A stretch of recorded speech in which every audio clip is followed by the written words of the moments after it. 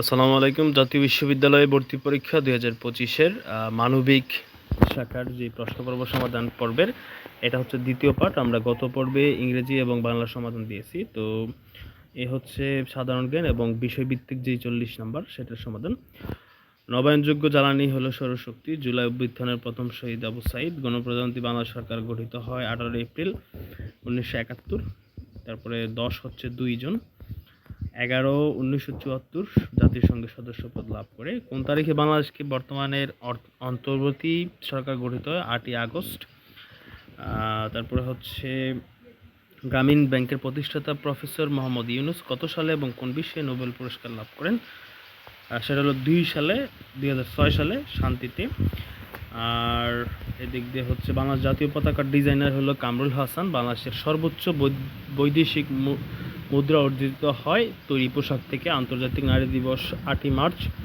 মুক্তিযুদ্ধের সময় বাংলাদেশ ১১টা সেক্টরে বিভক্ত হয়। কোন সালে সার্ক প্রতিষ্ঠিত হয়? ১৯৮১ সালে। বাংলাদেশের জাতীয় দিবস হলো ২৬শে মার্চ। কোন সালে জাতীয় বিশ্ববিদ্যালয় প্রতিষ্ঠিত হয়? খুবই ইন্টারেস্টিং প্রশ্ন। ১৯৯২ সালে। এখন আমরা মানবিকের যে বিষয়ভিত্তিক ৪০টা প্রশ্ন সেই প্রশ্নের সমাধান দিচ্ছি।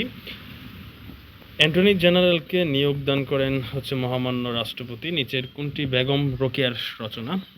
অবরোধ বাসিনী। টেকসই উন্নয়নের লক্ষ্যমাত্রা কত সালের মধ্যে অর্জন করতে হবে? ২০৩০-এর মধ্যে। মন্ত্রণালয়ের প্রধান নির্বাহী কর্মকর্তা হলো সচিব।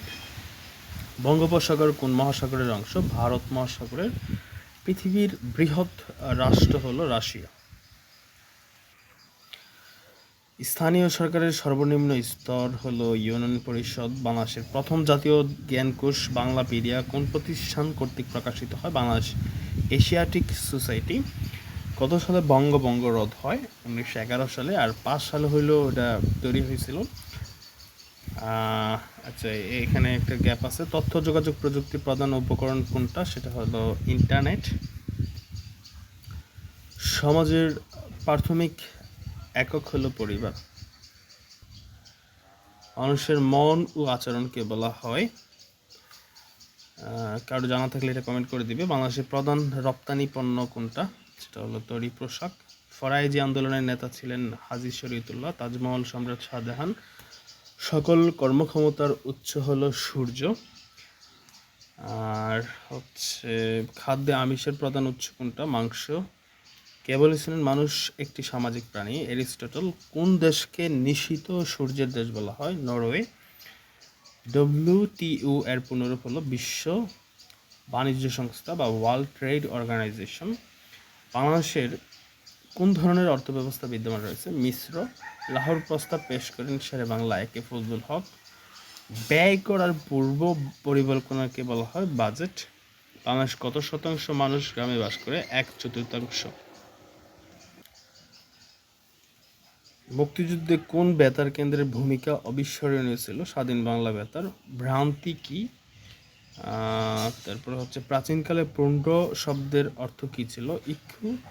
জ্বালানি মূল্য বৃদ্ধিতে অর্থনীতিতে কী প্রভাব পড়বে? ডাস ক্যাপিটাল গ্রন্থের লেখক কার্ল মার্কস। তারপর হচ্ছে নেপোলিয়নের পৃথিবীর নিকটতম গ্রহ হচ্ছে বুধ। গণতন্ত্র সর্বপ্রথম প্রচলিত হয় গ্রিসে।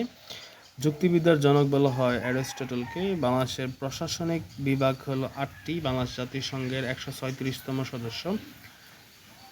সিটিজেন চার্টার এর বাংলা প্রতিশব্দ হলো নারী ঘোষণা। অ্যান্ড ফাইনালি বিজ্ঞান শব্দের আবিধানিক অর্থ হলো বিশেষ জ্ঞান। এই ছিল সমাধান পর্ব। তো যাদের হচ্ছে পার্ট 1 দেখা হয় নাই আমাদের চ্যানেলেই দেওয়া আছে, অবশ্যই দেখে নেবেন। আর কার কতটি হয়েছে অবশ্যই কমেন্ট বক্সে জানাবেন। আমরা পরবর্তীতে কাট মার্ক নিয়ে আলোচনা করব।